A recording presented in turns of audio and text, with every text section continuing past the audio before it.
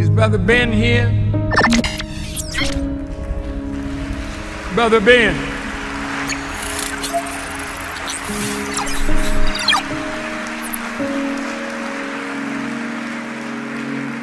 Now, Ben got a heck of a program.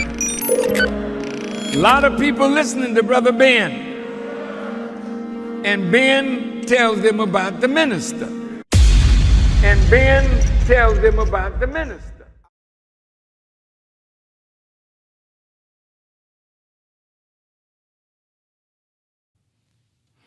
In the name of Allah, the Beneficent, the Merciful, I bear witness there is no God but Allah, and Muhammad is his messenger. I would like to greet you all with the greeting words of peace. We said in the Arabic language of Assalamu alaikum. Today we are going to be listening and tuning in to the Honorable Minister Louis Farrakhan speak about the so-called UFOs and the nature of it. And I want you guys to understand the purpose of it.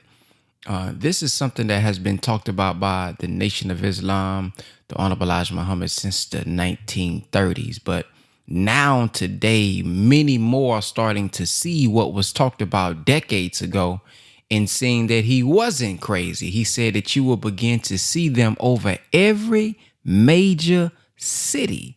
And so many people are beginning to see them now. And the government maybe wants you to think that these are green men, you know, operating these wheels or these not baby planes, but these wheels that you see. They got baby planes on them, but they're not. These are black scientists that has been taught to us for many decades, and they're not necessarily here to harm us per se. If we're on the right side of God, it is to destroy this wicked world. That is the purpose of it. So we're going to hear from the Honorable Minister Louis Farrakhan give us an explanation so that as you see them more, inshallah, as you see them more, you understand what you're looking at. If you're here for your very first time, if there's anything that stands out to you that you would like to share at the end, then you'll have that chance to do so at the end. Here we go.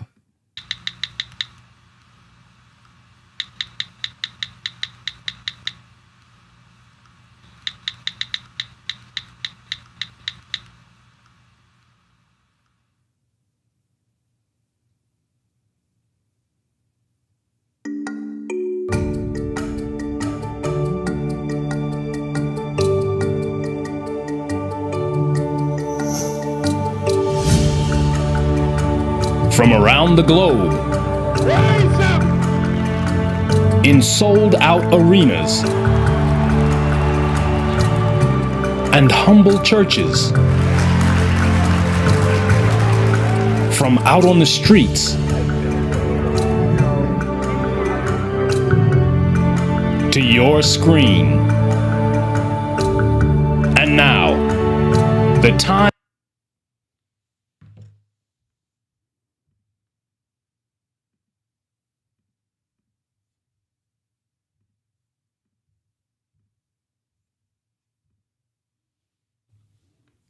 One second.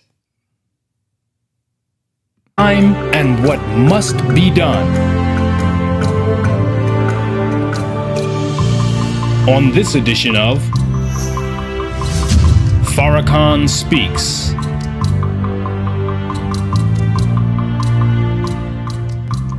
Greetings to you. I am Minister Louis Farrakhan, National Representative of the Honorable Elijah Muhammad, that great preacher of freedom, justice, and equality to the black man and woman of America and the Western Hemisphere, and to the aboriginal people of the earth, the eternal leader of the Nation of Islam, and a warner to the government and people of the United States of America, and a warner to the nations of the earth. The Honorable Elijah Muhammad started learning and teaching of this great wheel called the mother plane around 1932.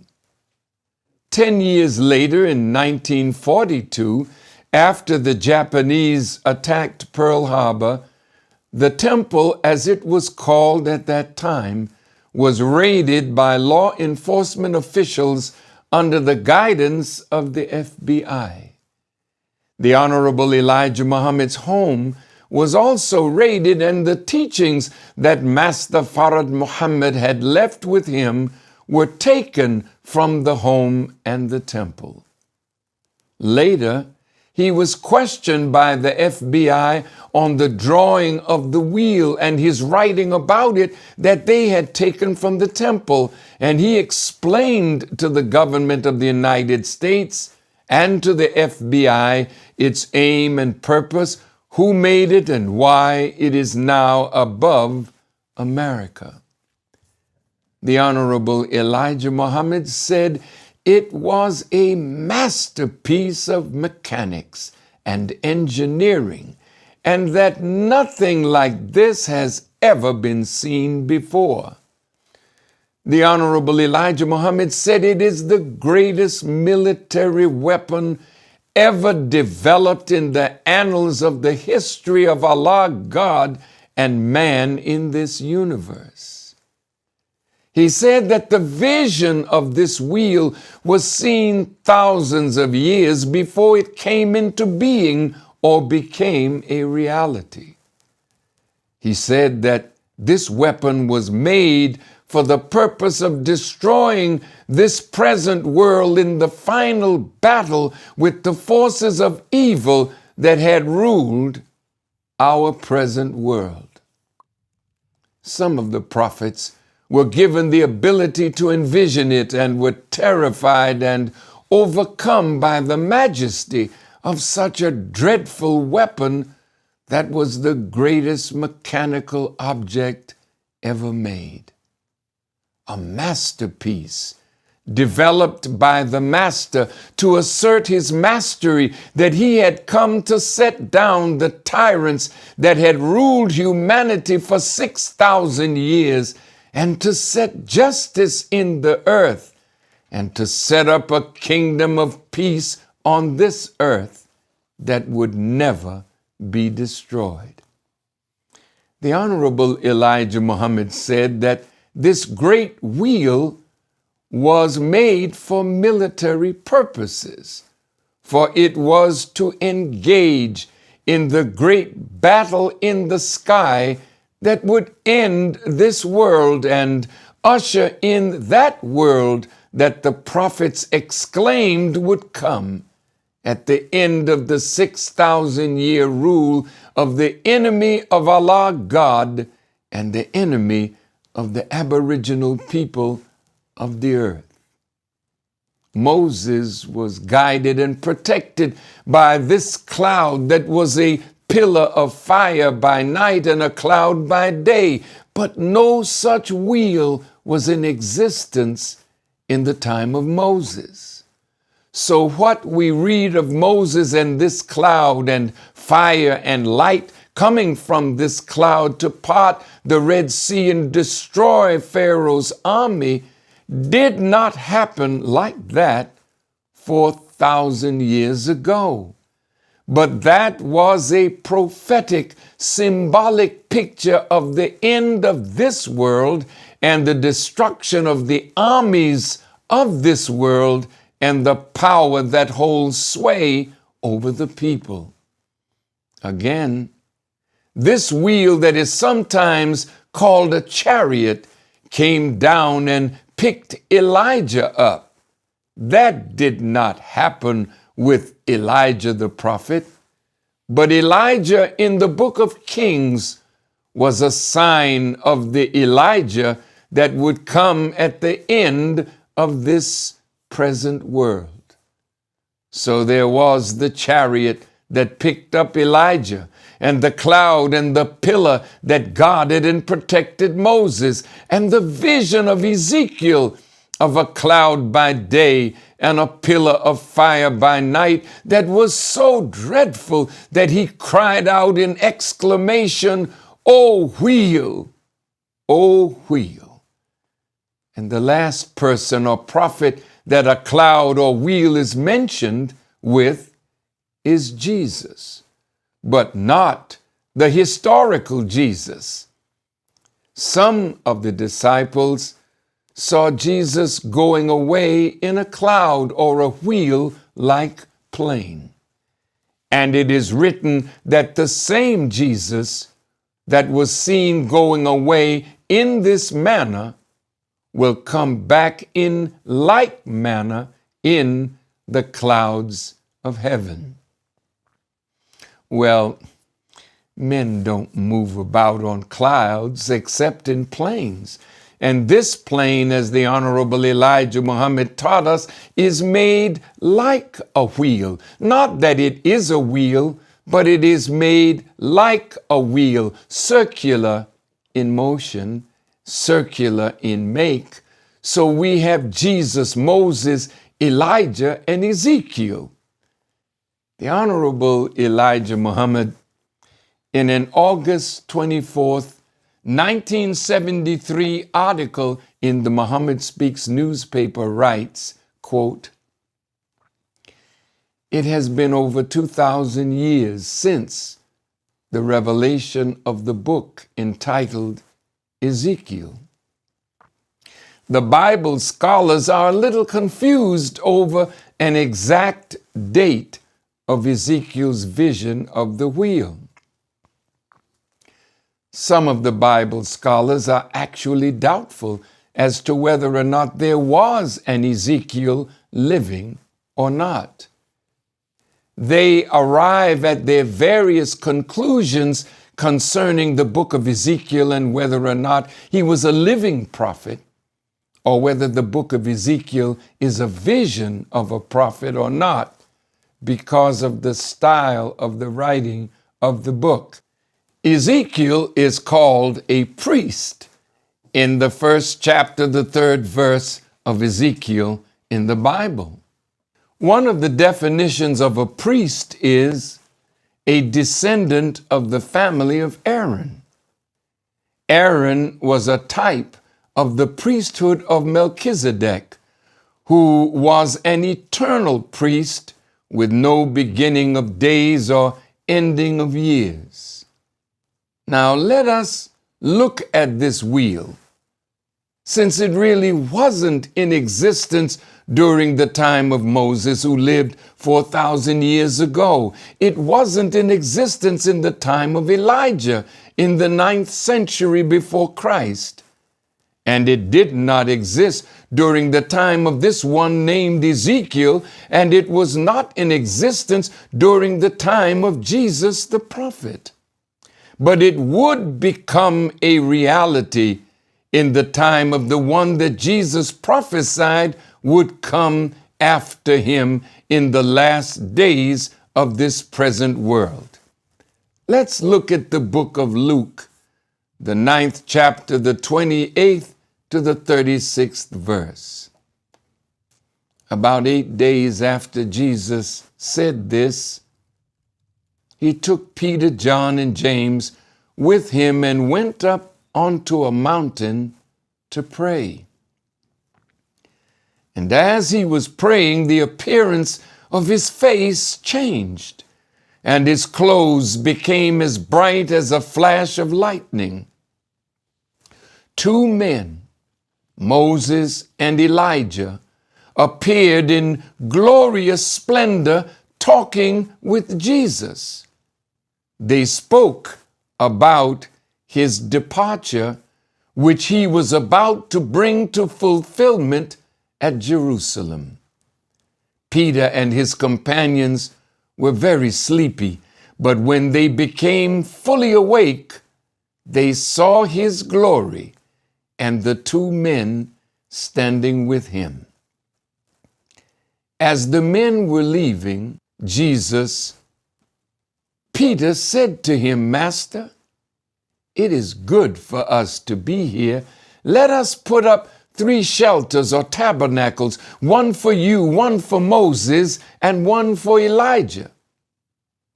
While he was speaking, a cloud appeared and covered them, and they were afraid as they entered the cloud.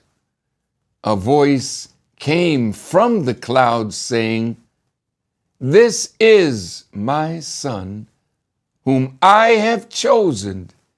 In him I am well pleased. Listen to him." And when the voice had spoken, they found that Jesus was alone. No Elijah, no Moses. The disciples kept this to themselves and did not tell anyone at that time what they had seen. This episode is called Jesus' transfiguration on the Mount. What is the definition of transfiguration? It means a complete change of form or appearance into a more beautiful or spiritual state. Trans, the prefix means across, beyond, or through. Elijah and Moses prefigured not the prophet Jesus, but the great Messiah Jesus, who would come at the end of this present world, and the wheel would be with him. And this Jesus that is seen at the end of the present world is referred to in the language of the Son of Man. This transfiguration means that the figure of God came across the person and character of Jesus, so that God was sending himself through Jesus to the world. So this is the meaning of Messiah. It means a man in whom is the indwelling spirit of God himself. Who is this Son of Man? This Son is born out of the longing of the original family to deliver them, because all members of the original family have longed to be relieved from the oppressive hand of this new people who were made to rule that have come on our planet. Ezekiel in the Bible is also referred to as a son of man. So if there's a question as to whether Ezekiel 595 years before the prophet Jesus lived, yet there had to be a man that had a vision of this wheel, but he was not the reality of the fulfillment of it. That would come at the end of this present world. The Son of Man. The Honorable Elijah Muhammad said that this Son of Man represents the coming of God in person. But he's coming out of the direction of the east, and he is journeying toward the west. Why should he come toward the west? Because it is in the west that the lost sheep, or the people of Allah God, would be, that had to be delivered from a modern Pharaoh, a modern oppressor. And the one that would come up from them is the Jesus that the Jesus of 2,000 years ago prophesied of, that would come in his name at the end of the present world. So the Honorable Elijah Muhammad says this great masterpiece of science and engineering and technology, that the scientists of this world say that the technology that they have seen demonstrated in these wheels is millions of years ahead of themselves and what they know.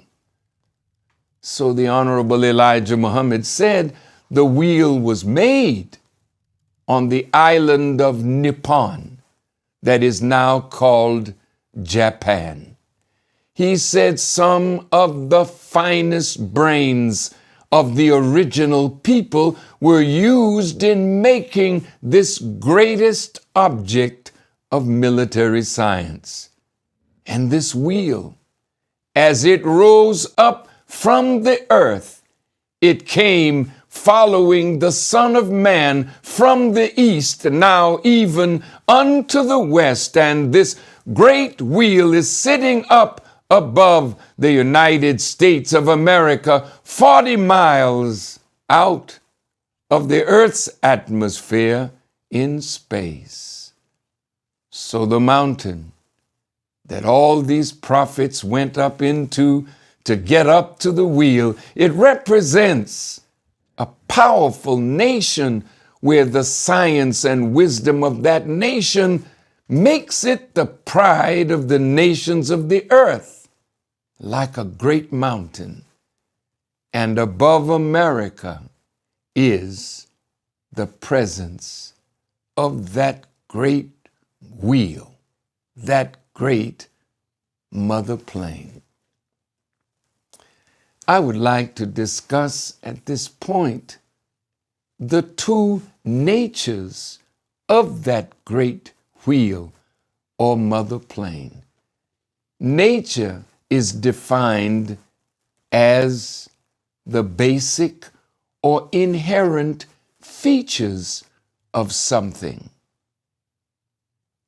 You know, when Moses said to Pharaoh, I present before you this day two signs, one of life, one of death, one of blessing and one of cursing. And he gave the people of Pharaoh the chance to choose between life or death.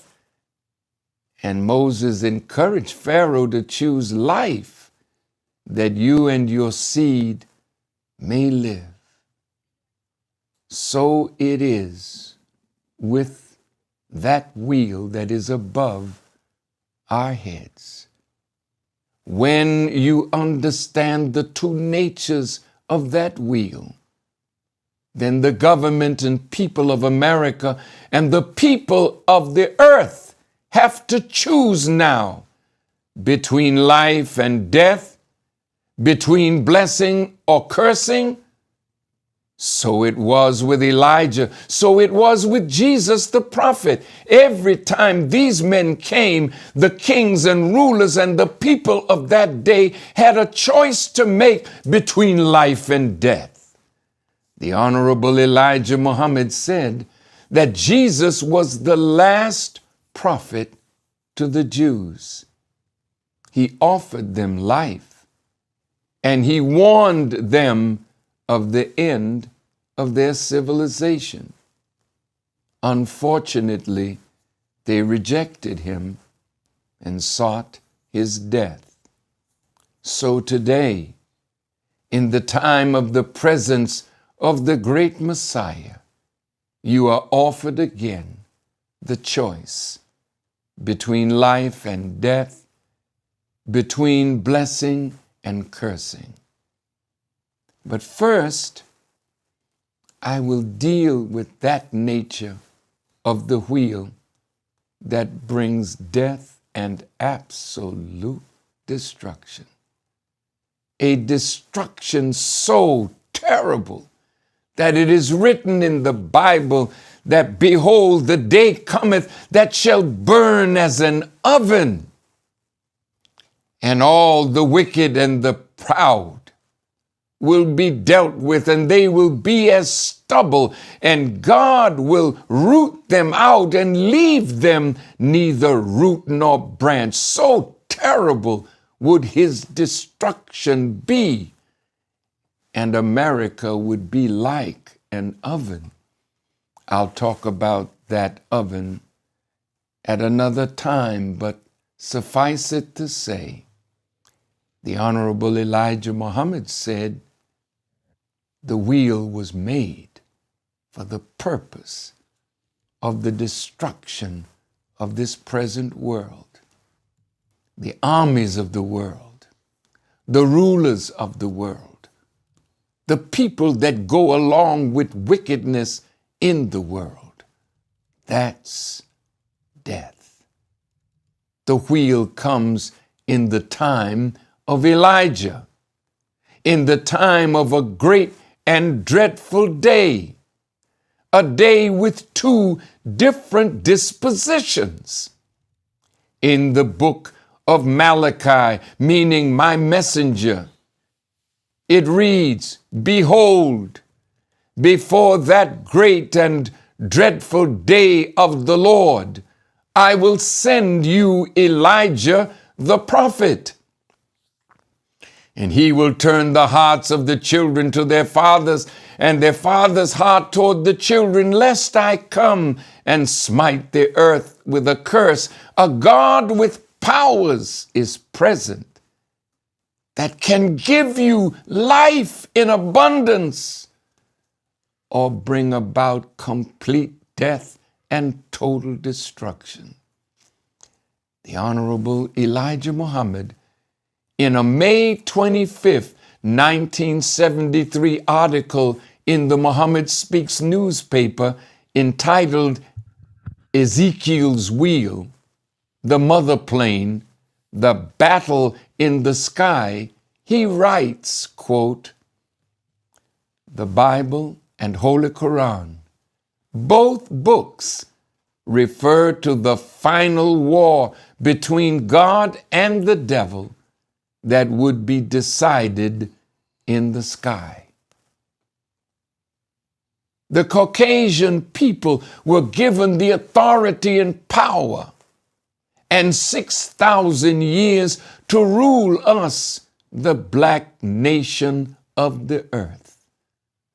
But at the end of 6,000 years, there would be a great time of trouble and a great display of the signs of this final war between God and the enemy of God, the devil.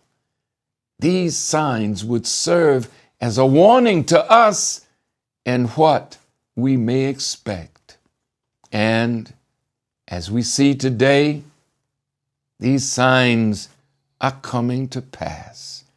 And all of the other signs and prophecies of such signs appearing just around that time of the ending and destruction of the world of evil and the enemy of God, and the displaying of these signs, as Jesus mentioned, some in the heavens and some of these signs on the earth, and the preparation to be made for a final battle between God and Satan and his minions.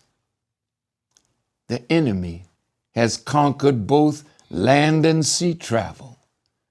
The sea used to serve as a barrier against him, but now the enemy has conquered the sea. The enemy now can go over the surface of the sea in the worst of storms, and he can go through her with undersurfacing boats as well that you call submarines.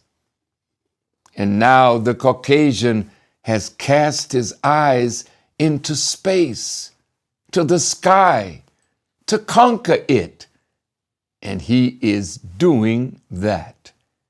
The enemy, having knowledge of what they may expect today, are spending billions of dollars on space travel. He has now brought the moon to him and has seen some of the stars. But the main thing I guess you are thinking is, can he win against Allah God? If Allah, God, and his prophets have foretold the outcome of this battle of the sky, it is impossible for the enemy to win. What makes it impossible for them to win is because they have not the power of the forces of nature. While the power of the forces of nature is in the hand of Allah, making it impossible for the enemy, Satan, the devil, the wicked, to win in a war of this sort. No, the enemy cannot win against Allah God on earth. So why waste billions of dollars to fight against the God who has power over the heavens and the earth? The Honorable Elijah Muhammad continues in his writings, and he asks the question, why all of this hurry to try to ascend into the heavens for a close-up peek into the planets when you are destined to be defeated? Both books, Bible and Holy Quran, prophesy of a great defeat for you. The Holy Quran refers to the heavens as being a guarded canopy and warns you that they have a flame waiting for you. In the Holy Quran, chapter 72, verses 8 and 9, it reads, "And we sought to reach heaven, but we found it filled with strong gods and flames. And we used to sit in some of the sitting places thereof to steal a hearing. But he who tries to listen now finds a flame lying in wait for him." Now, this is directed to the National Security Agency of the United States government that has developed a way of listening in on everyone and everything, the universal snooper, as Almighty God Allah, through the Honorable Elijah Muhammad, calls him. But oh, NSA, you're trying to get a hearing on that exalted assembly. But you find waiting for you a flame. You know, the Bible also prophesies in the book of Revelations, the last book of the Bible, that fire was used to destroy the enemy after they ascended on the breath of the earth, which is called air. So we see them going up on the breath of the earth daily. What is their plan for wanting to land on the moon, since they know they cannot make the moon their home? The enemy would have to continue to live off the earth's air, oxygen, and hydrogen. The earth would still have to produce all their food for them, so it is useless to think of any planet other than the earth as a home for the people of the earth. Then why are they spending billions of dollars just to go and look at these planets or try to land people on the moon? What are their plannings for Mars and Venus, since they cannot live on these planets? Do they think these planets serve as great fortifications of God, and they could cast their bombs on these planets and destroy them? Or do they fear attacks upon themselves coming from these planets? No, this is not necessary. The enemy is not that great in the eyes of Allah God. The earth has all the weapons necessary to destroy this enemy, and this enemy, Satan, cannot leave the earth's surface unless it pleases Allah God. Allah God has power over the very life veins of the body. Allah has power over the brain cells of our body. Just what do they have in mind in wanting to go to the moon, since they cannot live there very long even when they get there?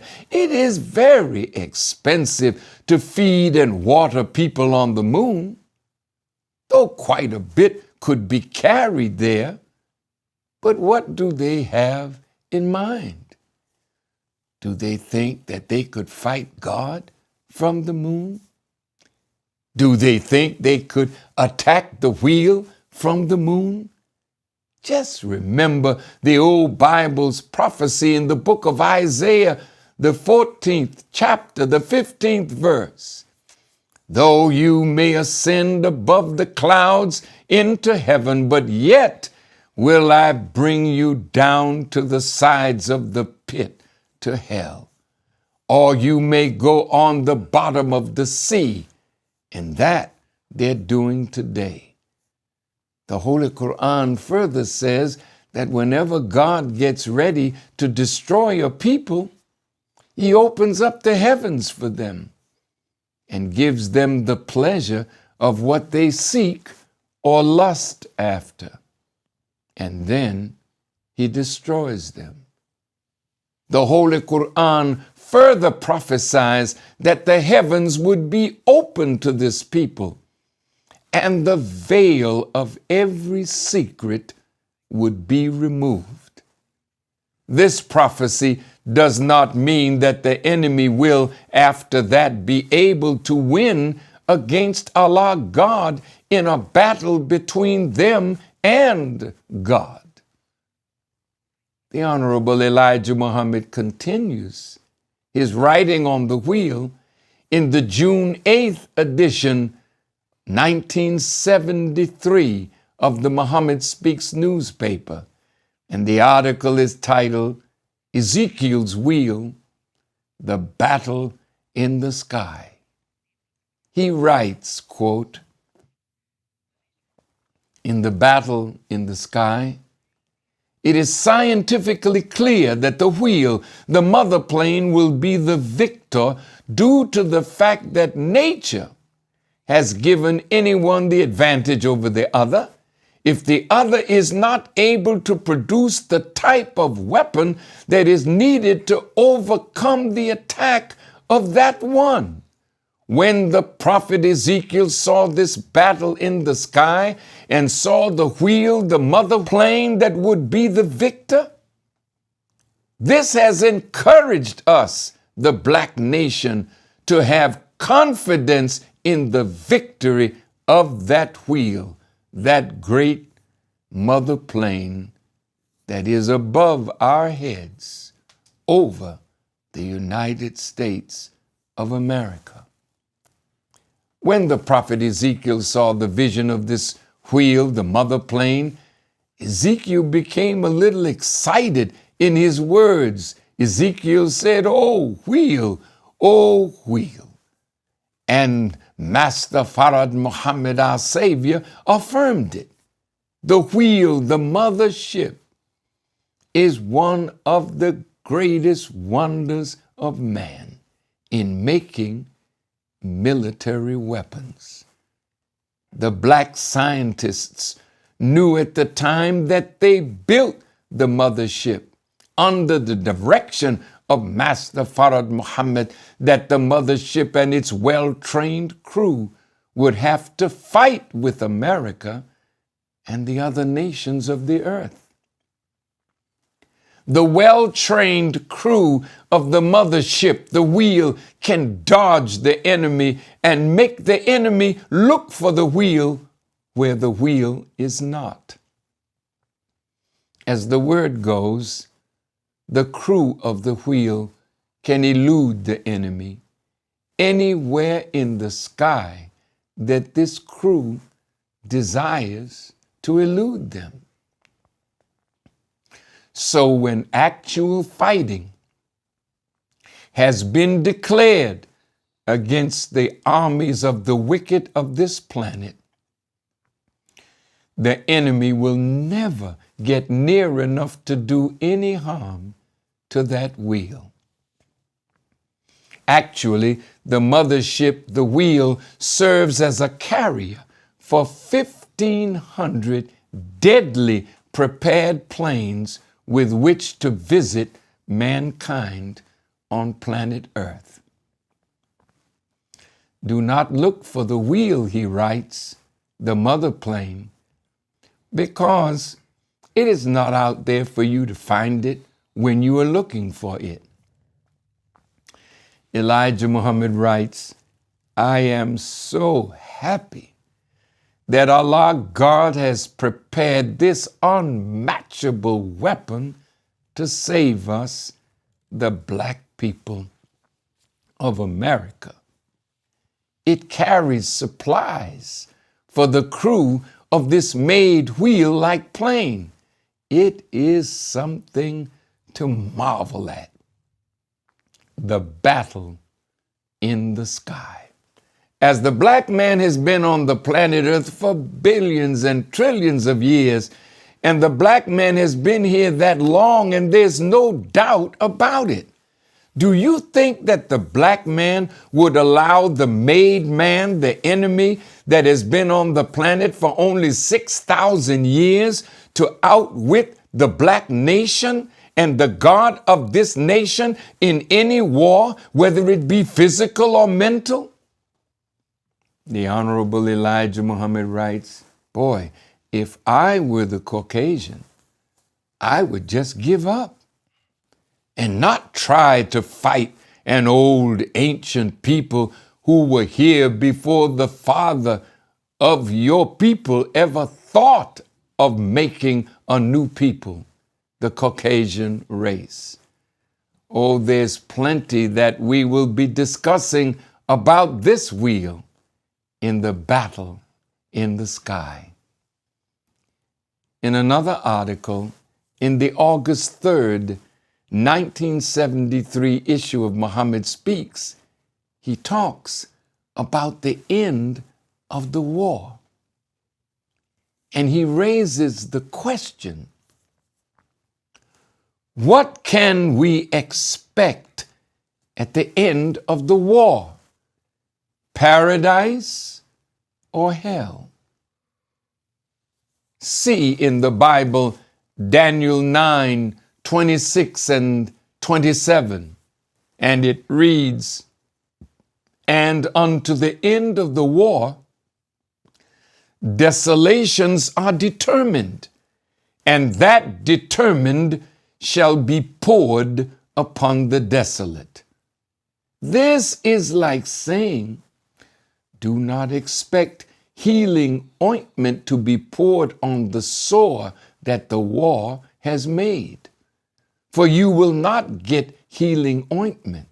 Instead, you will get an even worse sore with trying to find a job for the unemployed soldiers who are returning from the war zone, if they have a chance to return. This will be one of the worst headaches for the government that she has ever received. With unemployment mounting so fast, it will create revolution, and everybody will want to divide the government up into pieces, and every leader will want to grab a piece for his part to try to muster some kind of government patterned after his own way of thinking. This is going on right now as we speak. I just heard the other day that in California, they want to break California up into 6 little states. Many states want to secede from the Union, and some are desirous of breaking apart within the states. Desolation, he writes. If we are going to suffer deprivation in a country that has been the pride of the nations, this will make it altogether worse, for everybody will be thinking about the way that they used to live and the freedom and the privileges that they used to have. And this will make anger rise up in the midst. What I'm trying to show you, Elijah Muhammad writes, is that the prophet Daniel cannot be wrong, because this desolation that is determined to be poured on the most desolate is aimed at the place in which we now live. And just remember that you cannot expect paradise here when such condition of desolation is headed towards America. And since we cannot make the prophet's words other than the truth, we expect this desolation, and we are receiving this desolation now.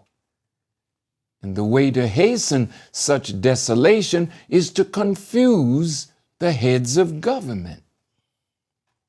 And if we see this confusion of the heads of government as plain as the 5 fingers on our hand, and if we have only 1 finger on our hand, we can see that this government is confused and cannot find a way out in peace with itself. Daily and nightly we see and hear what they are doing. It is a confused time of the governments of which the citizens look to for guidance. This is not just in America. This is in England. This is in France. This is in Italy and Germany and Russia. This confusion is going on throughout our planet because this is the end of your time to rule. This is the end of wickedness and the wicked rulers of our planet. How can the head guide if it is not at peace with itself? Everybody regrets talking about the woe that is in America. But Elijah Muhammad writes, America brought this woe upon herself by not doing justice to her black slaves.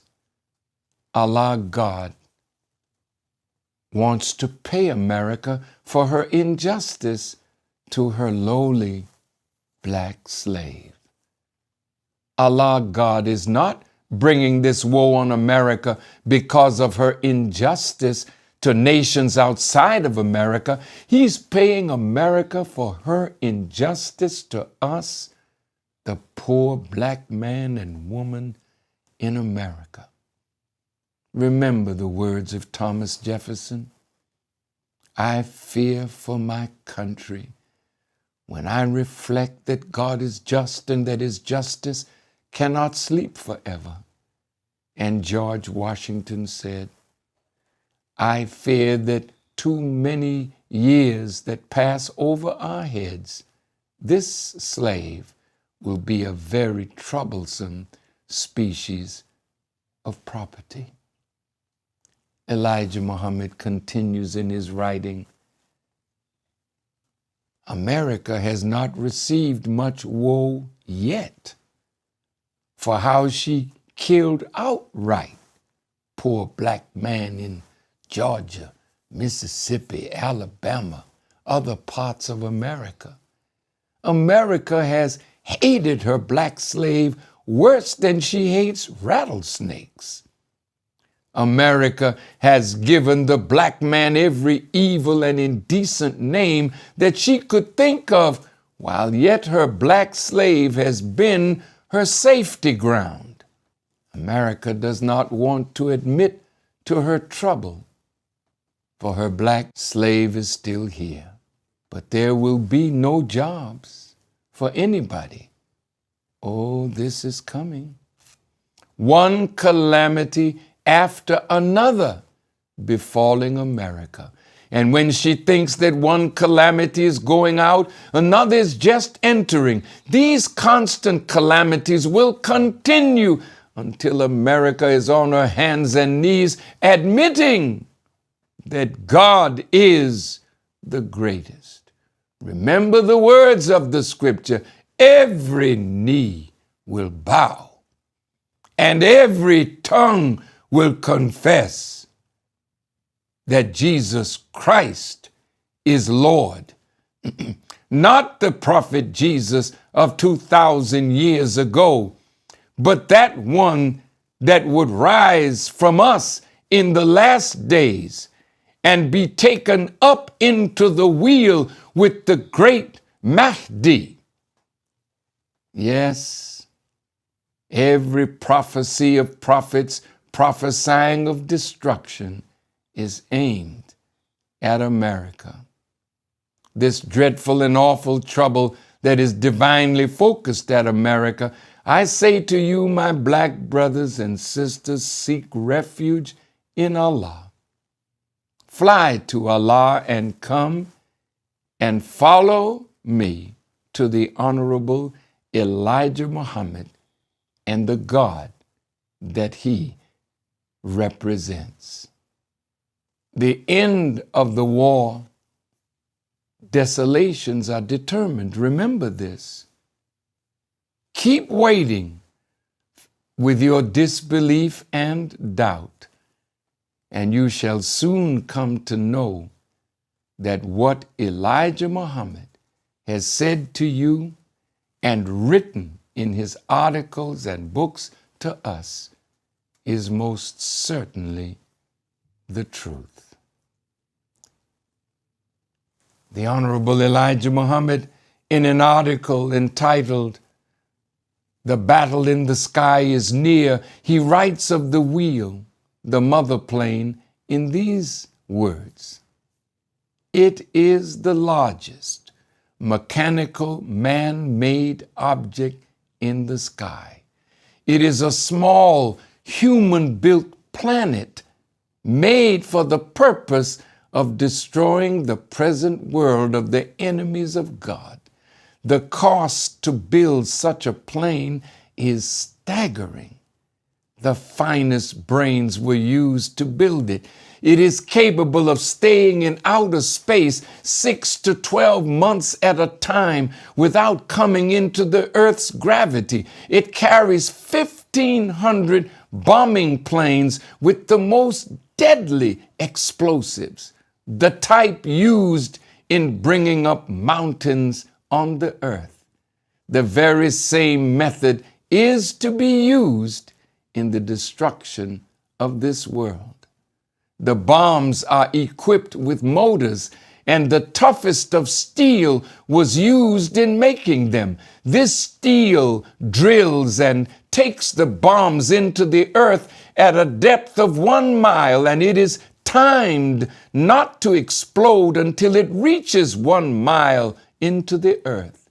This explosion produces a mountain 1 mile high, destroying everything within a 50 square mile range. Not one bomb will fall into water. They will all fall on cities. As Ezekiel saw and heard in his vision of it, in Ezekiel, the 10th chapter, the 2nd verse, this wheel is terrible. It is seen, but do not think of trying to attack it. Elijah Muhammad writes, that would be suicide. The small circular made planes called flying saucers, which are so much talked of being seen, are from this mother plane. This is only one of the things in store for the enemy's world. Believe it or believe it not. This is to warn you and me to fly to our own God and people. These wheels have been seen since 1929, and they have not attacked any city or anyone. We're talking about the destructive power of the wheel, yet to many they have been harmless. They have not attacked one city, but they have been seen over the cities of the earth. Millions have seen them, and they have hovered over the most sensitive military bases of every nation that has nuclear weapons. And they have shown their power to neutralize these dreadful intercontinental ballistic missiles that are loaded with nuclear power. Yet one of these wheels can come over the place where these silos are and where these missiles are, and these missiles cannot be fired. In fact, they can do what they have done, render these things inoperable, and when they leave, they can restore it to its original condition. The scientists that made these intercontinental ballistic missiles thought of every possibility that could render these missiles inoperable. They felt that it was foolproof. And then a wheel came over the place where these missiles were and showed them that they had no power to move those missiles at all. Just the presence of the wheel has stopped automobiles from moving, turned the lights of a whole city or region off. They have incredible power that God is showing you that He can take you out in the twinkling of an eye. Boy, no wonder Ezekiel cried out when he saw this magnificent masterpiece of mechanics. Boy, I'll say it again, and this time it's coming from my mouth. Oh, wheel. Oh, wheel. You know, our people in slavery used to sing a song, "Swing low, sweet chariot, coming to carry me home." It was a band of angels coming after me, coming to carry me home.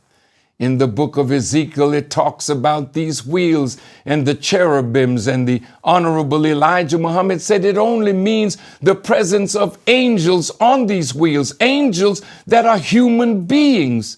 So in the Bible, it says, remember, be careful how you entertain strangers, for you may be entertaining angels unaware. No little green men with olive skin and funny looking heads, human beings that look just like you and me, but they are members of the original nation, the power of which you have not seen displayed, because it was your time to rule. You have not even the brains to build a mechanical object like that which is above your heads. So teaches the Honorable Elijah Muhammad. And if you built one like it, you could not get it up into outer space. So he asked the question, why are you spending billions of dollars, wasting your money to fight a war that is written you were born to lose from the day you were made? The Honorable Elijah Muhammad said, if I were you, enemy, I would just give up. You know that's wise, because whenever you meet a force that you can't overcome, you give up. In the mixed martial arts, when you cannot overcome the force that is pressing you, you tap out. America, you can't win this one. Tap out. Why waste the taxpayers' money building planes when you have nothing that can attack this, but it can attack you anytime it desires? The Honorable Elijah Muhammad says they have about 4 or 5 scientists up there that can tune up on you. What do you mean tune up? That's why you have many of your skilled scientists of paranormal knowledge studying them, because they've communicated without words. They know your and our thoughts. And as your thoughts arise in your head, before your thought can materialize, they already have you. Go read your Bible. It's like the Jesus. He could tune up on his enemies among the Jews when they were planning. It says in Matthew, the 9th chapter, the 4th verse, and Jesus, knowing their thoughts, said, wherefore think ye evil in your hearts? So he moved this way or that. That's the way the wheels move. He's connected to the wheel. His movements are like the movements of the wheel. When you think he's here, he's there. When you think he's there, he's here. When you think he's up, he's down. The wheels move like that. There's nothing in existence that you have that can stop on a dime.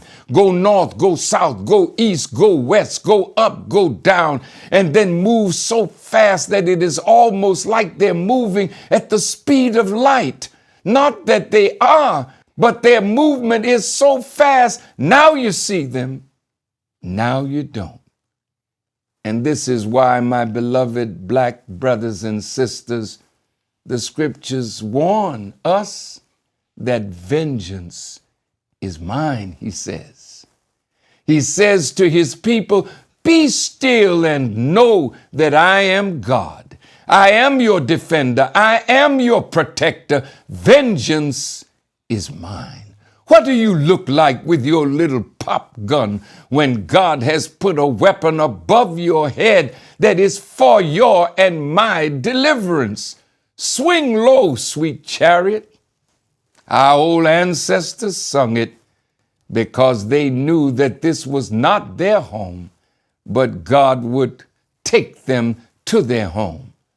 You say, but if it is only a half a mile by a half a mile, how are we all going to fit in it? It wasn't made for us all to fit in it, but the earth is a wide expanse for you to fit in. And the wheel, after it finishes its work, the Honorable Elijah Muhammad said, you'll have much space for you to move out and make a way for yourself. Because when that wheel gets finished its work, there won't be, unfortunately, much human life left on the planet Earth unless the leaders choose life. In closing, I've talked to many ufologists, and they know nothing about the destructive side of the wheel because in their study of the wheel, they never saw that. They never knew that. And that's why Professor Michael Lieb, who wrote this book called The Children of Ezekiel, in which he included the Nation of Islam, Elijah Muhammad, and Louis Farrakhan.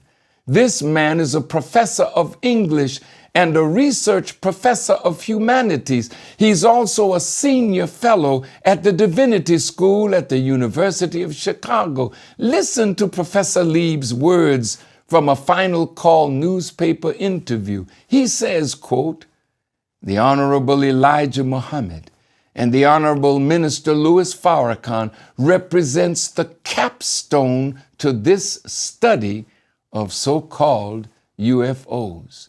What is the meaning of capstone? It is the crowning point. It is the most important element. It is the decisive factor. All of the scholars that talk about these UFOs, they talk, but they don't know the reality. They don't know the aim. They don't know its purpose.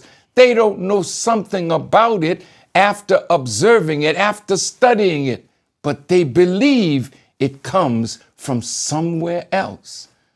So why are the Honorable Elijah Muhammad and Louis Farrakhan the capstone of that study?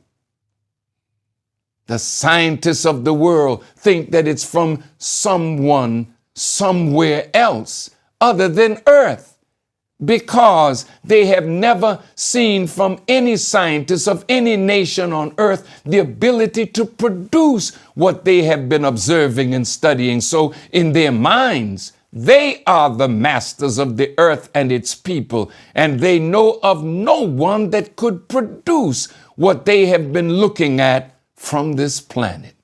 So they call these wheels extraterrestrial. Well, the Bible says Satan deceived the whole world, but the Honorable Elijah Muhammad taught us that 98% of the people, of the Aboriginal people, have been mastered, but from the 2% that they have not mastered has come that which is above their heads. It is the clearest sign if you say that the technology is so far ahead of you that the scientists are already bowing and admitting they are absolutely overcome, dumbfounded, amazed, awestruck, and astounded by the majesty of the wisdom being displayed by the wheel. Then why don't you want to admit then that Allah, God, is present? God is the most wise. And since you don't have any wisdom to match that, then the most wise is present. Since you have no power to reach it, but it has the power to reach you anytime it desires, then know that a superior or supreme power is present. Then why won't you admit that God has entered into the equation, fulfilling everything that has been prophesied of the coming of God, the coming of the great Mahdi, the presence of the Christ, the presence of the Messiah. So if you look at the pyramid that is found in the seal of the United States of America, the capstone is missing, and there is an all-seeing eye above. What is that all-seeing eye there for, and what is the all-seeing eye looking for?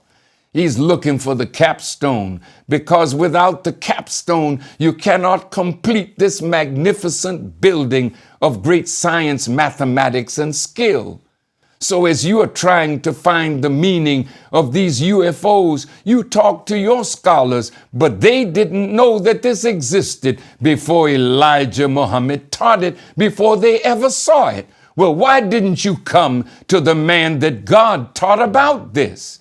The FBI did, but they act as though it doesn't exist. They hide the knowledge of this from the American people. They refuse to tell the American people what they know about the existence of that great wheel and the 1,500 little wheels that are inside the great wheel. The capstone with the all-seeing eye represents God's search of the earth for his people, the lost sheep, that he would find and restore and make them the head and not the tail, the capstone of the pyramid of knowledge sitting on top of the knowledge of this world.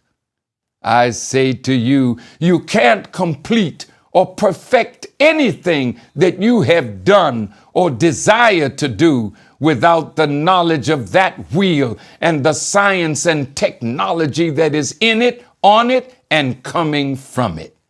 Professor Lieb, in his interview with The Final Call, further states that when it comes to the Nation of Islam, it's a study of the mother plane and its apocalyptic overtones. What did he mean, apocalyptic? Apocalyptic means describing or prophesying the complete destruction of the world, resembling the end of the world, momentous or catastrophic, of or resembling the biblical apocalypse. And there's no one on this earth who is speaking like that but the Honorable Elijah Muhammad and his minister, Louis Farrakhan. You have to make black people know that there's a weapon for them. That's why God says to us in the scripture, vengeance is mine. Because America can't deal with this weapon. So black man and woman, be still and know that I am God. So he says, where are you, God? Wherever I want to be, and I am with you. So put down your little weapons and start cleaning up your life. This is your day. Arise and shine, for your light has come. May Allah bless you with the light of understanding. And next week, if it be the will of Allah, we'll talk more of the life-giving side of the nature of the wheel, this great mother plane. Thank you for listening. May Allah grant you the light of understanding as I greet you in peace. Assalamu alaikum.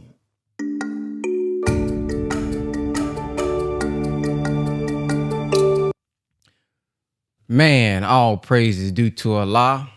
All praise is due to Allah. I want to follow up with some quotes from the Honorable Minister Louis Farrakhan. I saw someone on YouTube. Oh, man. Let me get this. Asking, well, what's taking so long? You know, I mean, this was it's been decades. You know, where they at? When they gonna destroy? First of all, I don't think you really want to rush if we know that if we don't get our behinds together, we'll be a part of that destruction. But let me share something with you. Man, cannot. Man, I can't believe Allah. Okay, look at this here. This is from the minister. There's been a delay in the doom of the enemy until you have been raised in consciousness so that you will want what God wants. Okay?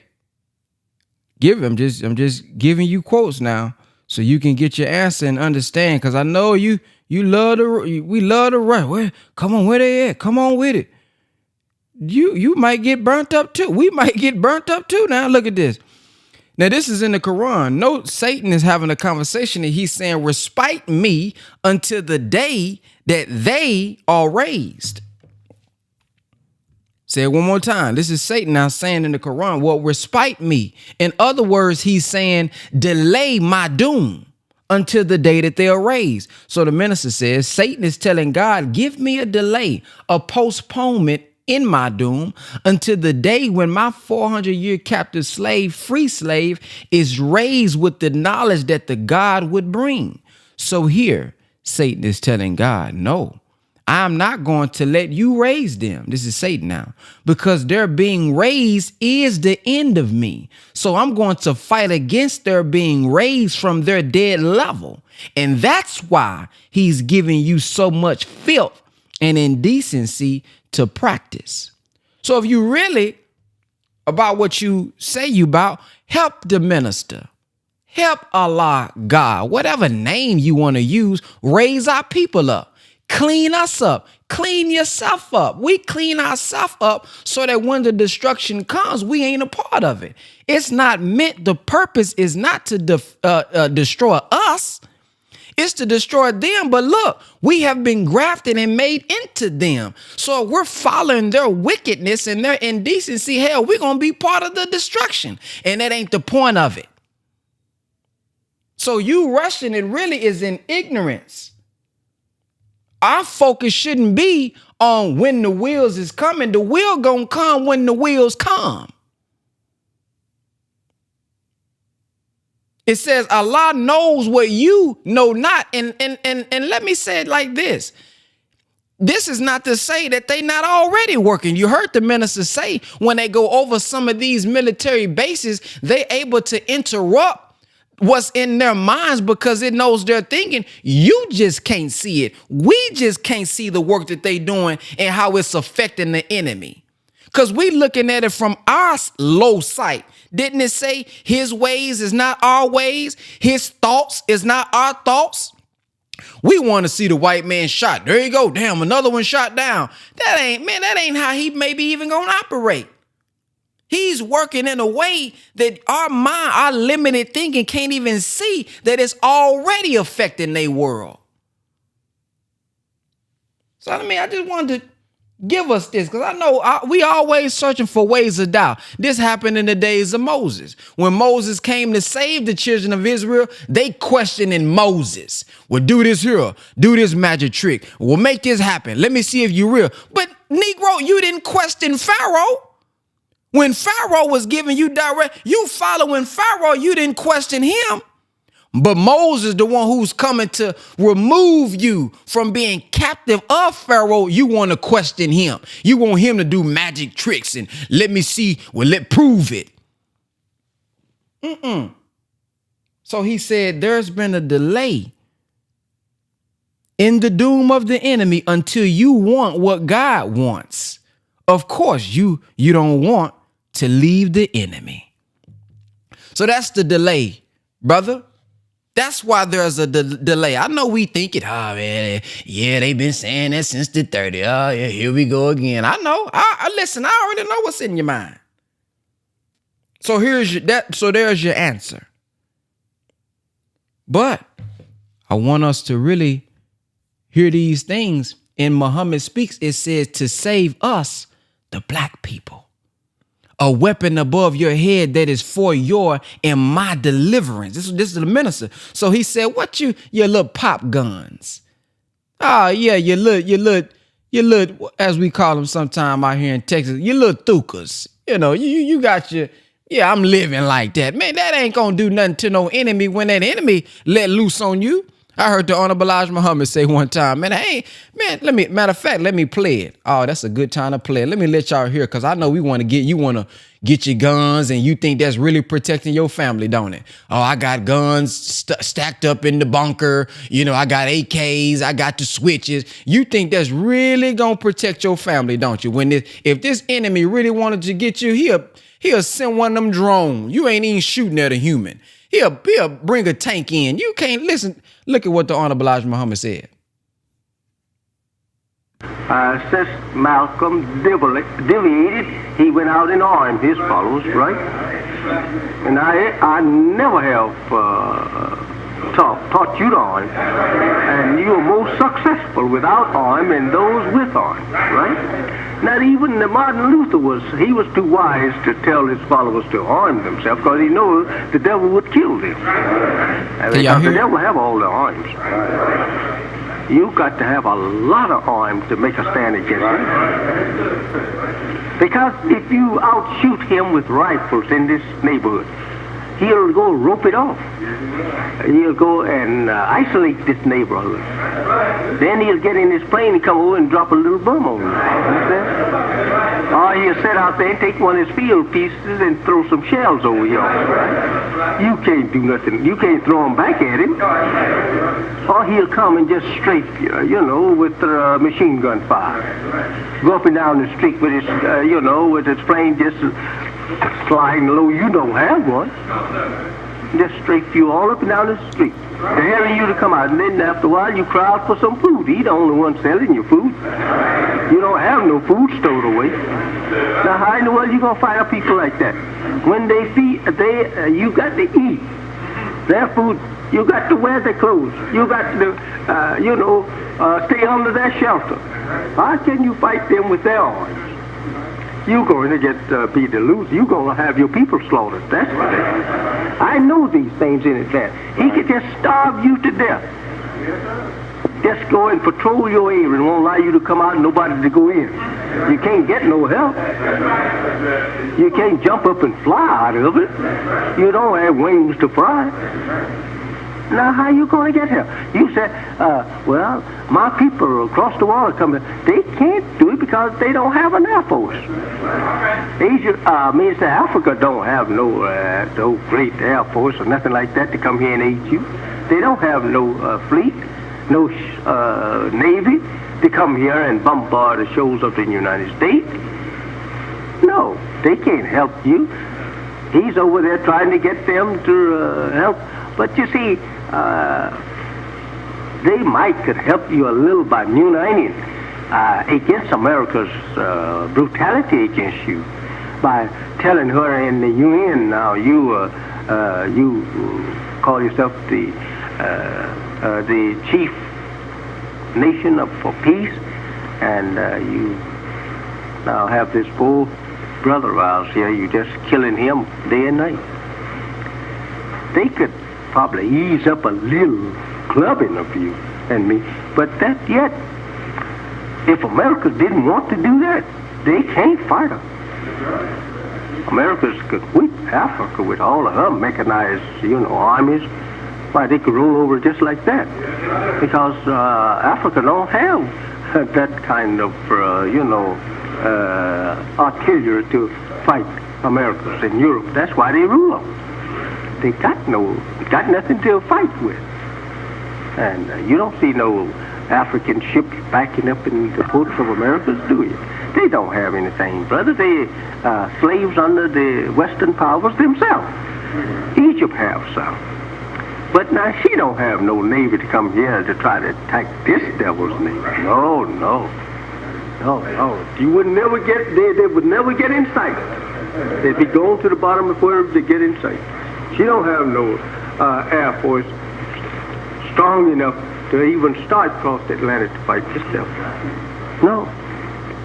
They knock them out before they ever can get here.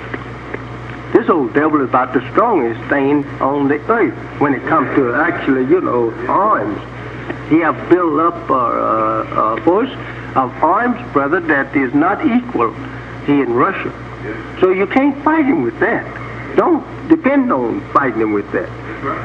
Find the other way. get Allah, who knows how to fight, without artillery of his make. Now, he told me he will leave him to him. He's happy to destroy him. He said he hasn't got anything to destroy. He said take him in one day. He don't have nothing. He said we know what he have. I told him about the poison gas when they get to it. He said, oh, he said, we know all about that. He said, we cut a corridor in the air lane. He says, the poison gas can't cross it. He said, we know how to sell. He said, we know how to stop this devil. And he told me, he said, we've been preparing for him for 60 years. He said, we're ready, brother. And the devil knows that. And there is ex-general in Pakistan, he told me the same thing. He said, we've been preparing for this devil for 60 years, 70 now. He said, now we are ready. He said, we just have to get back and make room here for you all. He said, because we're ready. He said, he's no good. He said, the only way out is just to kill him. Well, these scientists knows these things. And that's why you hear me boast so. I know it. I know when Allah let loose the forces of nature against him, he got no defense. He can't fight that. I don't care if you have a stack of bombs, tonnage bombs, hydrogen bomb as high as Mount Everest. It wouldn't help him against that. He just have them there.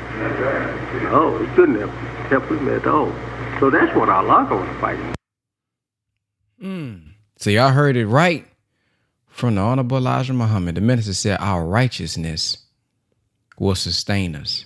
So you know the little weapons that we have ain't really going to stop this enemy. So if we can be 100% honest, you really got them for your brother. You really got them for your sister. So when you hear us in the Nation of Islam, we're taught not to carry any weapons. It's not to make us weak and defenseless. You ain't got them for this enemy.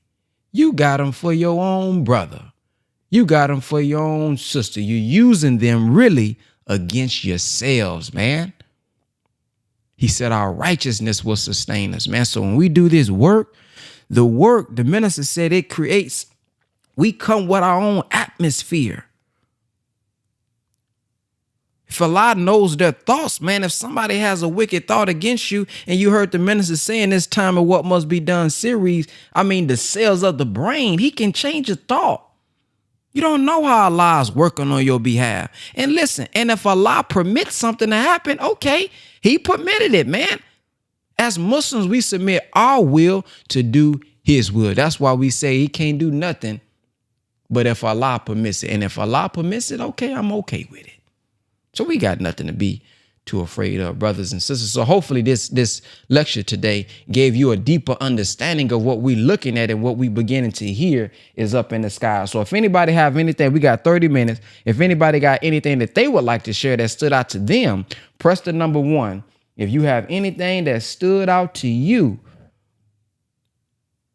from hearing the Honorable Minister Louis Farrakhan, press the number 1 at this time. Let's go to Brother Daniel. Yes, sir. All praise is due to Allah. I just want to be a witness, brother. I mean, the two messiahs, the Honorable Minister Louis Farrakhan and the great Messiah who we just heard, the Most Honorable Elijah Muhammad laid it out, you know, and then your commentary, it was just breathtaking. I mean, it's powerful. It's very comforting to know that we serve the God who is going to destroy the enemy, and we don't have to worry about trying to fight this enemy physically. But I did hear where the Honorable Mr. Farrakhan said that the science to fight this war mechanically and mentally is on that wheel. I'm concerned with the mental part because I don't have nothing to do with that. I can't do nothing with a silo or nuke weapon and all that. It's good to know that the God can stop that poison gas from coming over here by putting a corridor in the air and stop that radiation from hitting us. So he don't want me worried about stuff that don't have nothing to do with me. However, my mental fight, that's all on me. That's right. With the help of Allah. I got to Man, I got to, like you said, our righteousness should sustain us. The battle in the sky of my own mind. I got to make sure that I'm not on that dreadful side of this fight. The minister said that it's going to be a lot of room on the planet. I'm not really just trying to make room for somebody by being a devil. I would prefer to perhaps be decent enough with the grace of God, because even my decency is really not enough. I need the mercy and grace of Allah to save me and us where we could be in the hereafter. So I'm just bearing witness to the power of what I heard, and I'm hearing that we got some fighting to do, and it's really against the devil herself. And I pray Allah that, you know, I continue to study, pray, fast, do whatever that needs to be done so I can make it. And I know that all of our callings as far as what we need to do is unique. My struggle may not be somebody else's struggle. Somebody else's struggle may not be mine, but I need to be concerned with what is Allah? What is the self-accusing spirit asking me to do or ordering me to do? And what must I submit to so that the righteousness can give me the mercy and grace of Allah and I can be saved? Thank you, family. Praise be to Allah. Anybody else?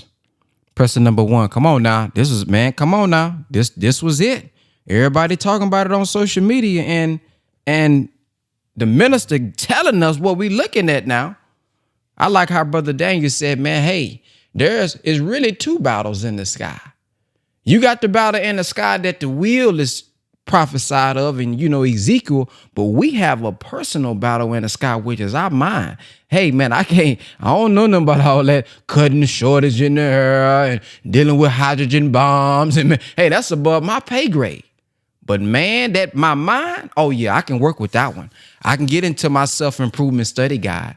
I can get into my lectures. I can get into my reading and make sure that the battle in the sky, I'm winning that one within, and let the God do the battle, you know, in the sky that I ain't got no power even if I wanted to.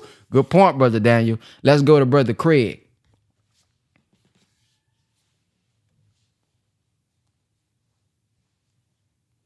Brother Craig. Got to come off mute, going once. Assalamu alaikum, Brother Ben. Wa alaikum salam. I'm so sorry, man. I ain't been on a call like this. I forgot how to unmute, man. But I had a question. I was listening when you was playing the video with the minister. Did he say that the will was? I know he said it was for the black man and woman of America, but did he say that it was only for us, or was it for everybody else? I'm not sure about what I heard. I was wondering. Well, if you can. What I heard him say was from Muhammad Speaks newspaper to save us. Then he specified the black people. Now, I'm not here to say that it would not save anyone else. But in Muhammad Speaks newspaper, what he quoted, it said to save us, the black people. Okay. But black is also, see, we got to go from, now this is me, so don't attribute this to him, but I've heard him say, black is not national, it's universal. See, black is not a color, it's the essence from which all color comes from. So it is the original people. So I don't want us to think that they may just apply to us as a Negro, so-called Negro. That could mean many things, but quote-wise, he did say to save us, the black people. Okay. Thank you, Brother Ben. Appreciate it for that clarity. All right. Yes, sir. Let's go to Brother Antone.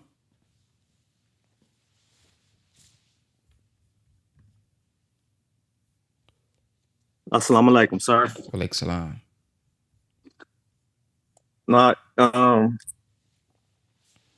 It made me think about something that the minister say, and he have said it a few times when he was speaking.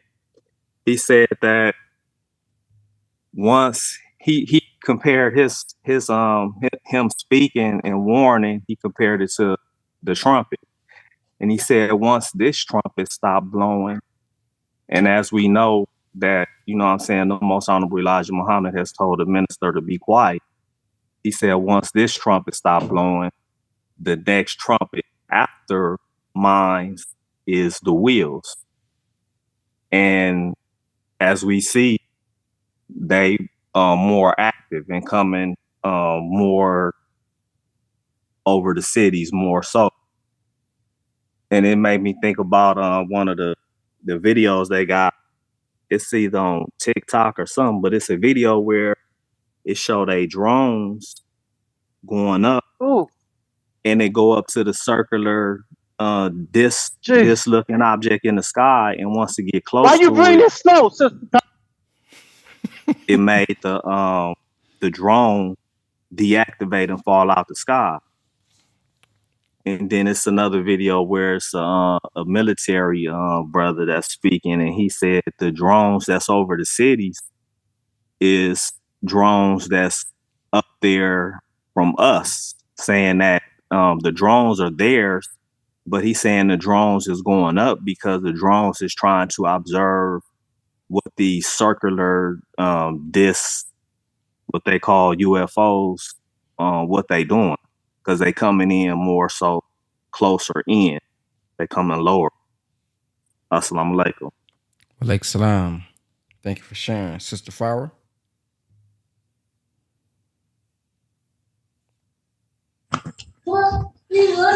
I apologize in advance for any background noise, but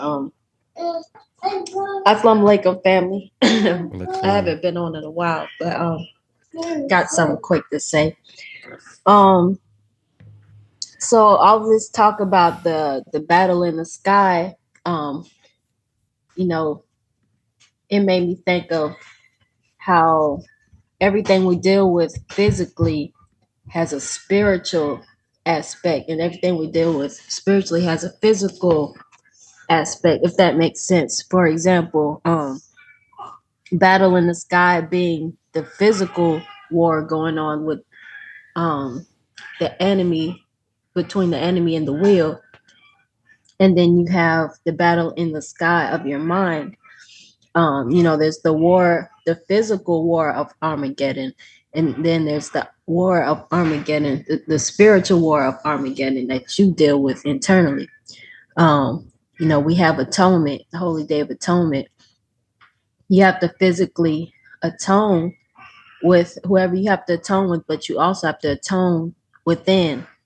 You have to atone with yourself. Yeah, I've been doing a lot of self. I haven't been on here because I've been taking time to myself these past weeks, just self-reflecting and just reanalyzing what it is, my purpose is, and I just had a baby this month. Excuses, of course. I want to come on more, but yeah, that's what came to mind. You know, we deal with heaven. Heaven can be physical. You know, we can be in the physical heaven, but heaven is also a state of mind.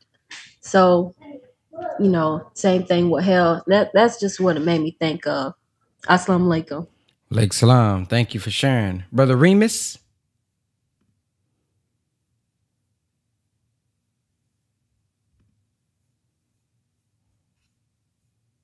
Going once? Yes, sir. Assalamu alaikum. Can you hear me, beloved? Walaikum salam. Yes, sir. All right, family. Man, this beautiful day that the Lord has made. Rejoicing and glad. Just a little bit I wanted to share, Brother Ben. It's man, it's so good to see the showdown. I mean, the mother plane.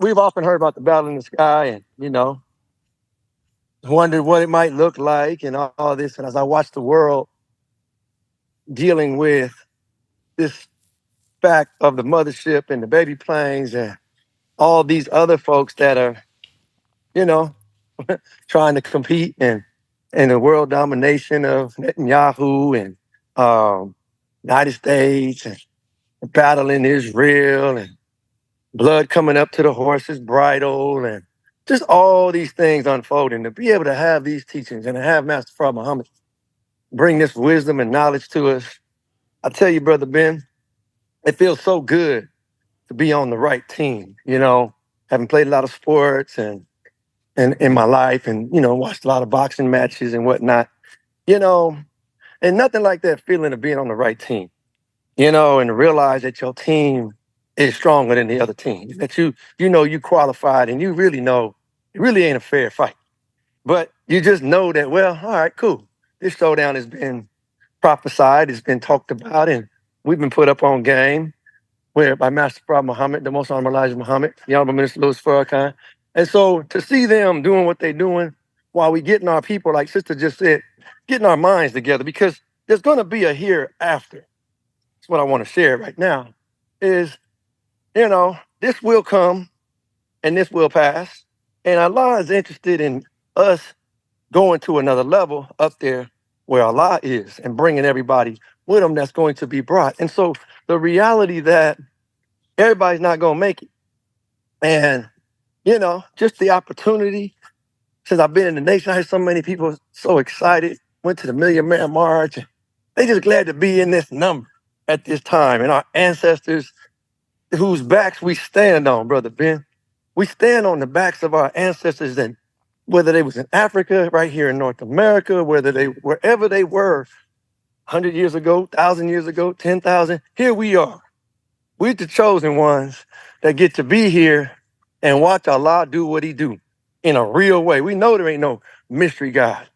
And now all that's been talked about for 6,000 years, last 1,000 years, the last 400 years, the last 40 years, whatever it is, we get to watch every day the power of the mighty God, the power of the real one, as he is doing something that nobody else on the planet has been able to do, and that's check these devils. And I tell you, Brother Ben, see, I realized a long time ago, this flesh ain't gonna be here forever. But while it's here, boy, boy, it's time to enjoy. And brother Ishmael said, as I dropped the mic, Ishmael said some weeks ago, celebrate and be glad, because a lot of folks got a doom and gloom spirit, as if, I don't know, like maybe they just don't think they're on the right team. Maybe they don't know there's teams going on, or they don't have the understanding. So I tell you, it's such a sublime blessing beyond words, beyond money, to be able to realize God is doing what he do, and he's rewarding the righteous. And knowing good and well, any of us may be gone at any time, but to be going out on the right page, it says, don't die unless you die the death of a righteous Muslim. So to be able to have an opportunity to keep it pushing, nobody knows, do we get another day, another hour, another minute? Are we going to be here 100 years from now? Hey, nobody know, but right now, it's all we got. And we here. And so however it go down, Allah's running it. And to know that, to watch them with their inferior mathematics, the best of them, bumping up against who we know to be our Father, who art in heaven, and hallowed is his name. His kingdom come, his will being done on earth as it is in heaven. To see it right here, right now, live. Oh, Brother Ben, it's a great day. It's going to be a beautiful weekend, family. Y'all stay strong and know we on the right team. All right. Assalamu alaikum. Wa alaikum salam.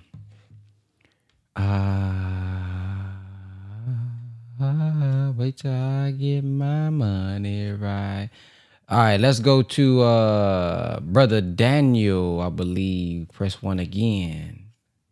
Or Sister Randisha. Yes, sir. Sister Randisha. You're right. I Brother can't be Daniel. go for the mighty Randisha. Yes, sir, Brother Ben. What you gonna do when you get your money right, though? But yes, sir. So assalamu alaikum, family.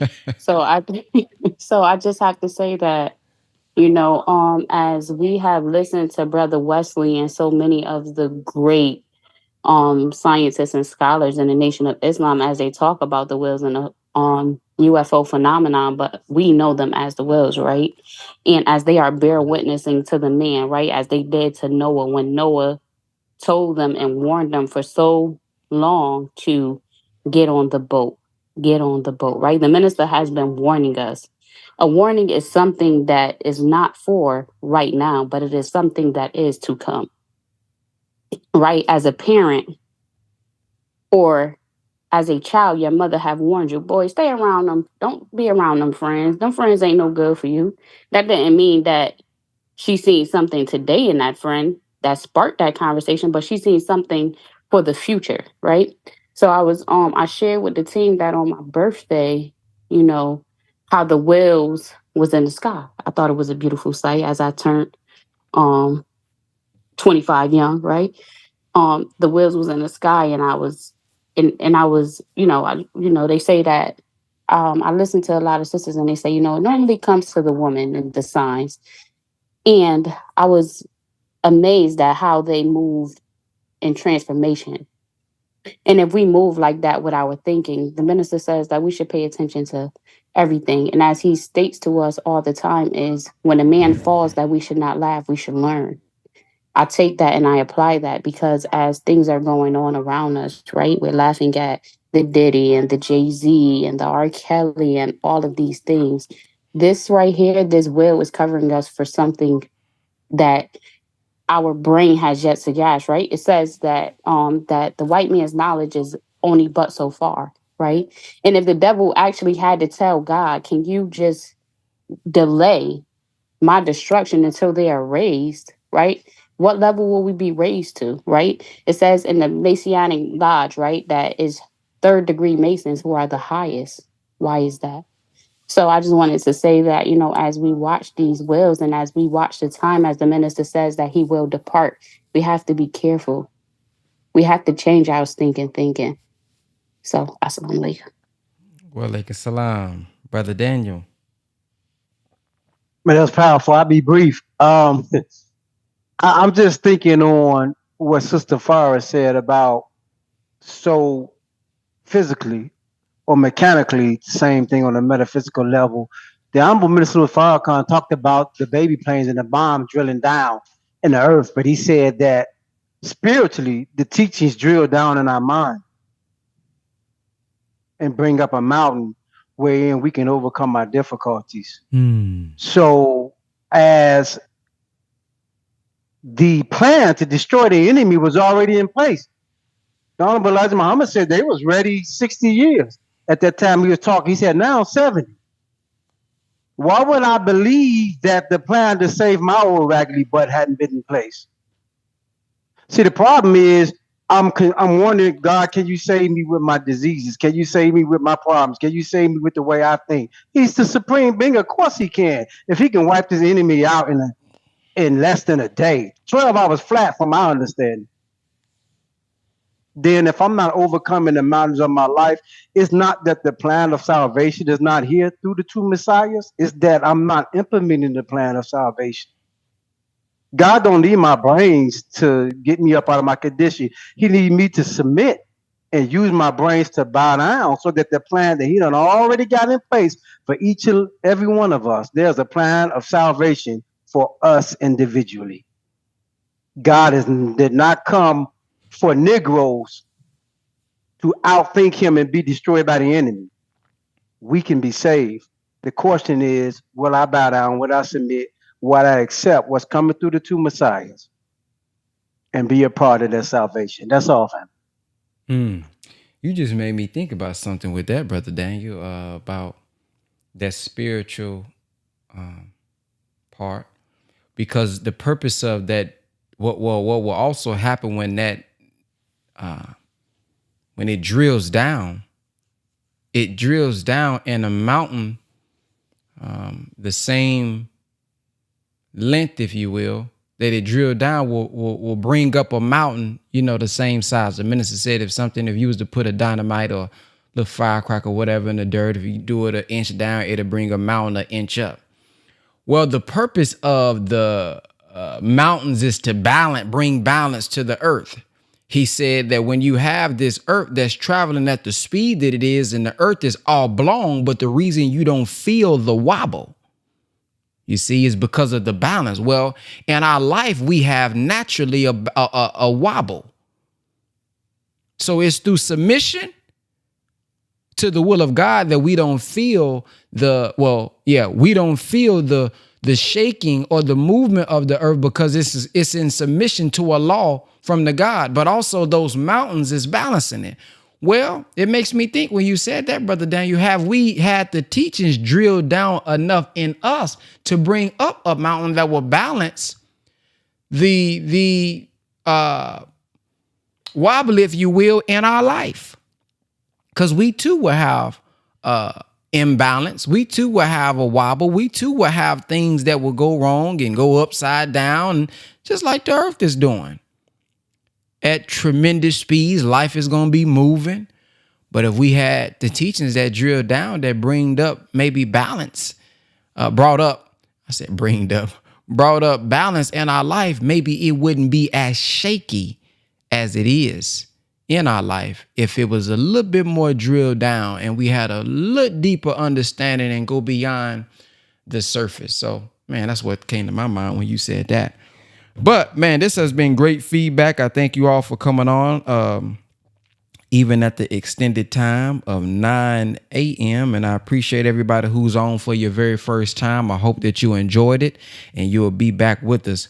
We do this Monday through Friday, typically, unless something happens. So we'll be back next Monday, inshallah, at 8 a.m. Central Time. Those of you all who are tuned in elsewhere, you can tune in by going to www.thepowercall.net and create you a profile, www.the or the, whichever one you want to use, powercall.net.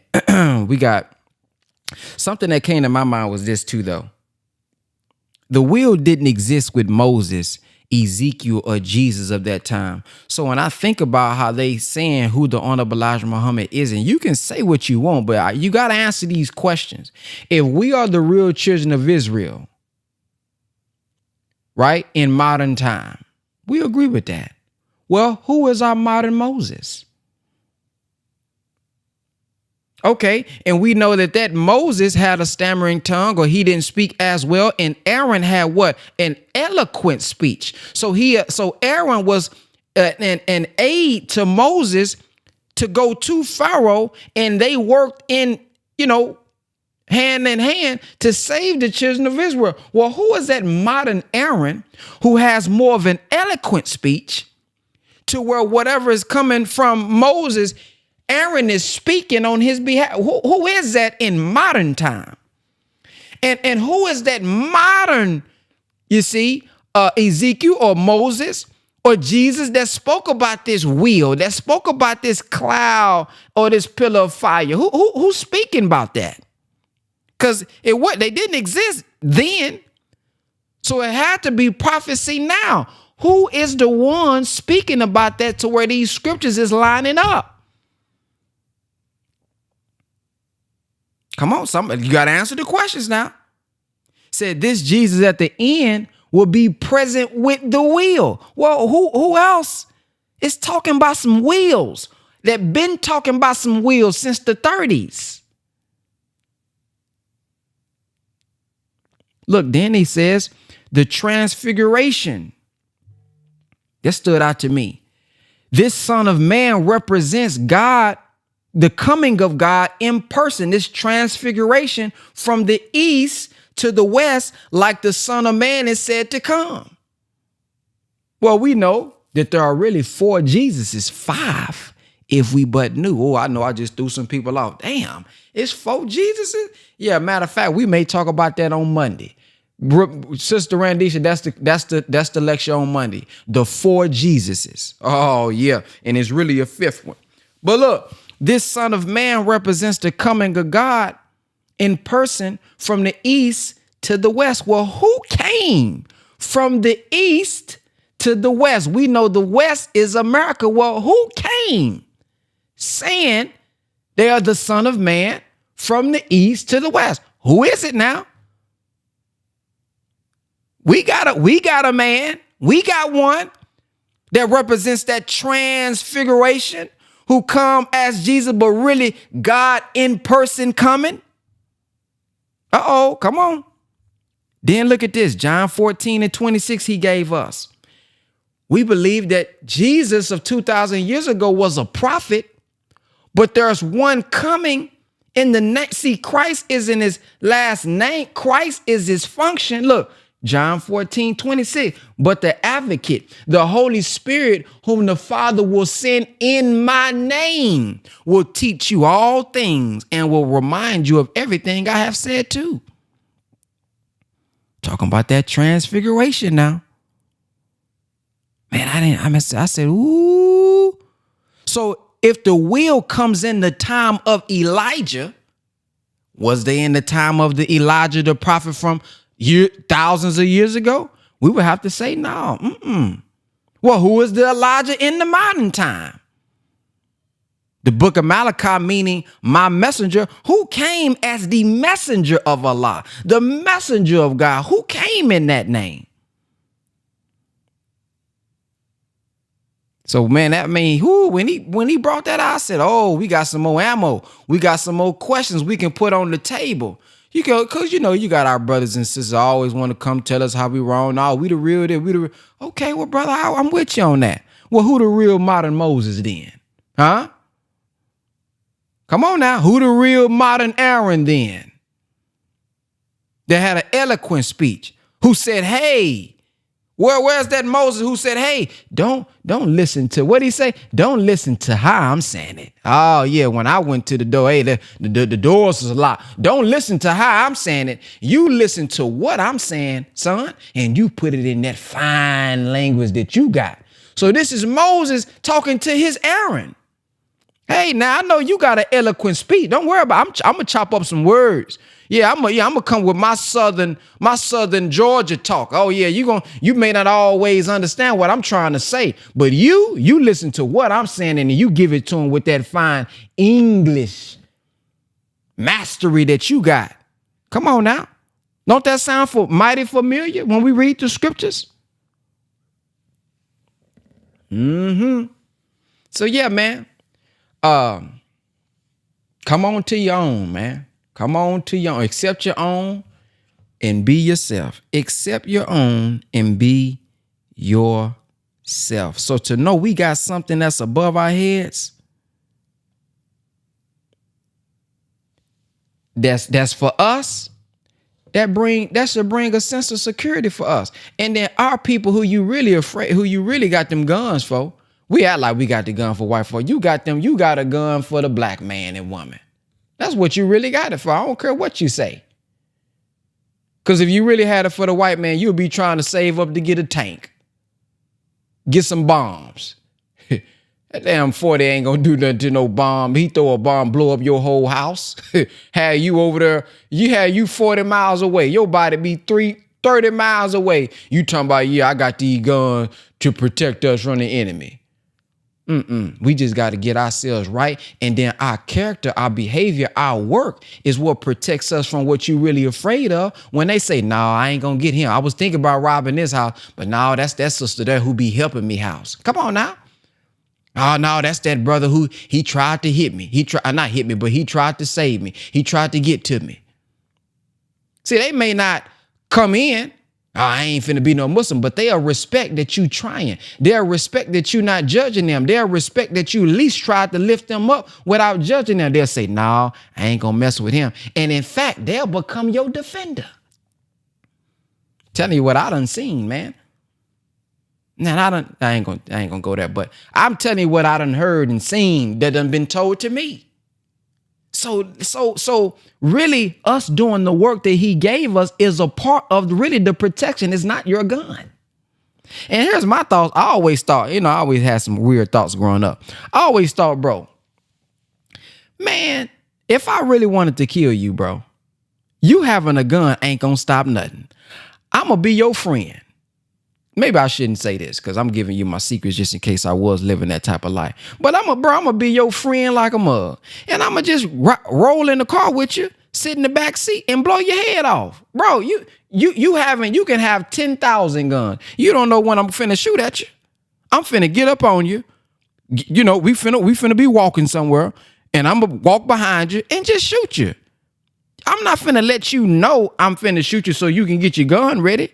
So at the end of the day, man, now there are certain times when, okay, somebody coming in your house, you can see them through the cameras, okay. But if somebody really wanted to kill you, you having a gun ain't gonna stop me. So no, put our faith in the God, man. Put our faith in Allah. And listen, as he said, if Allah permits it, if it pleases Allah, okay, it pleases Allah. Because guess what? Here's the real thing. If it pleases Allah, if I had protection or not, it still was going to happen. If it's in the will of Allah. Right? See, where's our faith at? Where's our faith? If we really believe nothing happens without the permission of Allah, if that's what we really believe, well, hell, whether if I had it or not, it was still going to go down the way he wanted it to happen, right? Or wrong? So see, this is us just justifying what we want to do. That's all that is. We just justifying our really lack of faith and security in the God. That's all that is.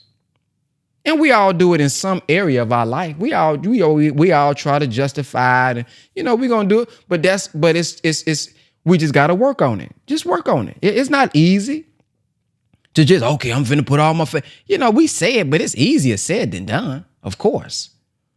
But just let us realize, okay, let me stop trying to, okay, this is really one of my weaknesses. I lack faith in this area. Okay, yeah. Okay, that's really what it is. I know this is something I gotta work on. That's fine.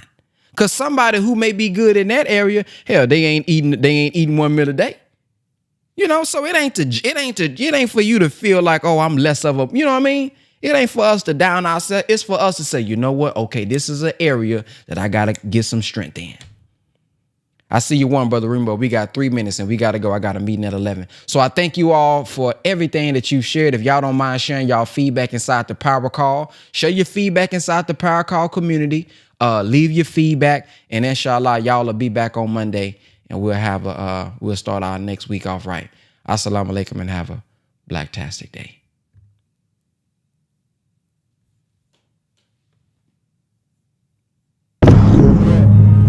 Is Brother Ben here? Brother Ben.